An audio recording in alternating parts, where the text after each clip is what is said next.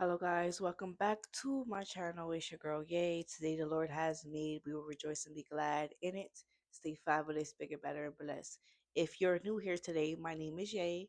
I'm a chosen vessel of the Most High God, okay? I am a spiritual leader, a spiritual watchman, a spiritual woman living a Christian lifestyle, all right? So today we're going to be talking about Jeremiah 32:24, follow with 2 Kings 18:36, which talks about threatening to destroy Jerusalem. Okay? And we're going to be reading Daniel 3:3, which talks about the golden calf. So the the king Nebuchadnezzar dedicates a golden image. Okay? So God is saying today that remaining blameless underneath the blood, okay, we are not perfect, okay, we are human. That means our emotions get the best of us sometimes. The way that we act out gets the best of us sometimes. We cannot control us, but we need God to give us the right thing to say, to do, and to just remain quiet sometimes. Re- a response is quietness sometimes, okay? So continue to remain blameless underneath the blood, okay? Because spiritual warfare, people, have a lot to say about your life, but don't look at theirs. People who like to point the finger and hide what they are hiding and pretending, okay? It's the end of the age. So there's going to be a lot of people who are selfish, lovers of money, a lot of people who are worried about themselves and not others. Okay, children against parents, parents against grandparents. Okay, mothers against daughters, fathers against sons.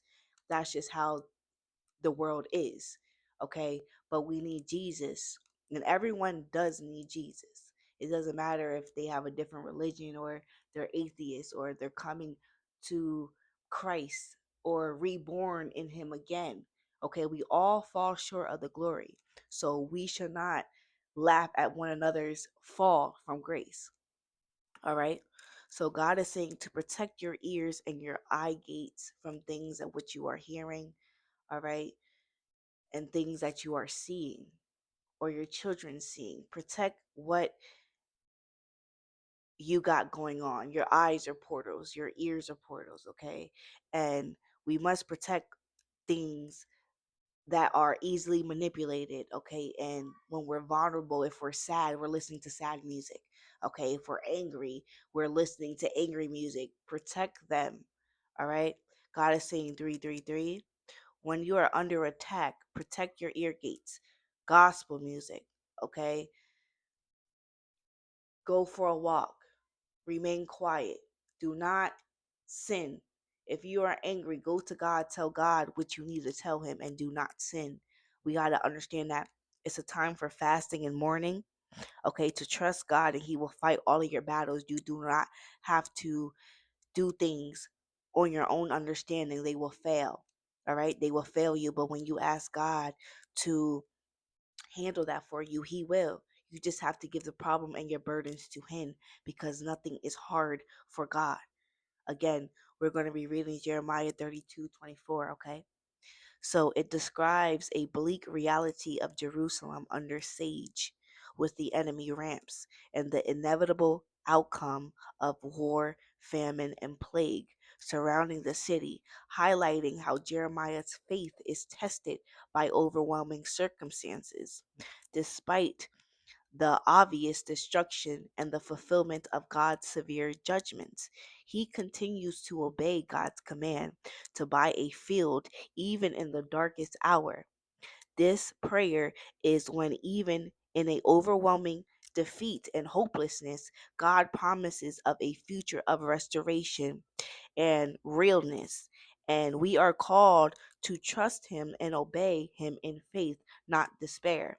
Okay? Have faith in things that are not seen yet. So when this war and this famine was going on, God wanted Jeremiah to buy a field. In the midst of all this situation, God wanted and instructed Jeremiah to buy a field, build your family, continue to do things, okay? Let me handle the situation, and you continue to let me fight your battles. You worry about your own life. I got this. That's what God is saying, okay? So, facing overwhelming evidence, Jeremiah is being asked to trust God promises of a future of restoration when everything looks the opposite. It's a call to faith over sight. Okay, walk by faith and not by sight. Walk by things that you do not see. Do not walk with things that are looking in a negative light. Okay, listen. So, this encourages believers to look beyond the immediate discouragement and circumstances and hold unto the reality of God's eternal perspective and faithfulness. Okay, God remains faithful. God is love. The love of God is in Him, and the love of God is on you, is on chosen people. Okay, people who obey God. All right, so obeying in the midst of despair, even when the odds seem impossible, God calls his people to love and act his future promises in the present. Okay? So through obedience, as Jeremiah did by buying the field, this is finding hope in God's power. This is underlying message that connects to God's statement. Is anything too hard for me? Even when the circumstances are dire, God's power to restore and fulfill his promises remain. God's telling you to continue to do what you're doing. Take care of your family, okay? Continue to break generational curses off of your bloodline, off of your marriage, off of your children, okay? The family that God has blessed you with, all right? Continue to love God and obey Him and teach your children to be devoted to the Lord and follow His ways. Continue to build that house for your family. Continue to do what God called you to do and be, even despite of what it looks like, what it seems, or what these people are telling you. What can mere mortal do to you when God is for you? Who can be against you? All right. So even when you're under attack, even when people are coming up against you, even when the energy don't seem right today, continue to worship God through the uncertain times, through the times when it looks like everything is going bad, everything that there is no way out. Okay? Do not fall into your own understanding. Seek counsel from the Lord. So we're going to be reading Daniel 3:3. All right? It says, then the princes and governors and captains, the judges, the treasurers, the counselors, the sheriffs, and all the rulers of the provinces were gathered together unto the dedication of the image that the king Nebuchadnezzar, the king, has set up. And they stood before it, and they stood before the image that the king has set up. All right. Don't believe in what you see. Do not worship false idols. Do not worship false gods. Okay. People, places, and things. They cannot fulfill that void in you. Only God can. They cannot bring you salvation. Only God can. His name is the only name underneath heaven and the sun. All right?